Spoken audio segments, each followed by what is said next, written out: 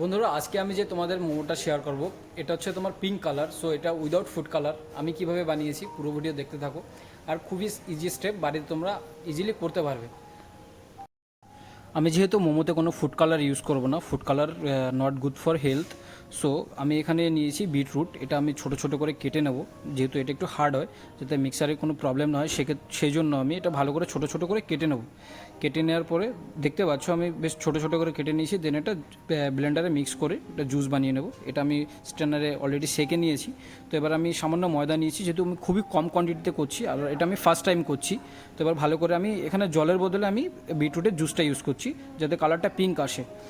So এবার ভালো করে ময়দাটাকে মিলিয়ে নেব।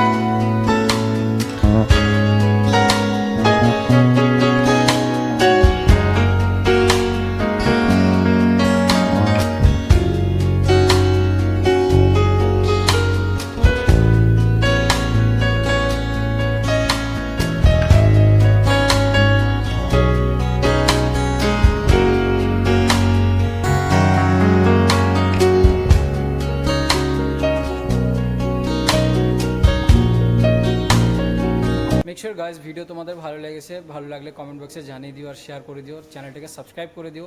ফেসবুক থেকে দেখলে ফলো করে দিও। Tata, bye bye, take care.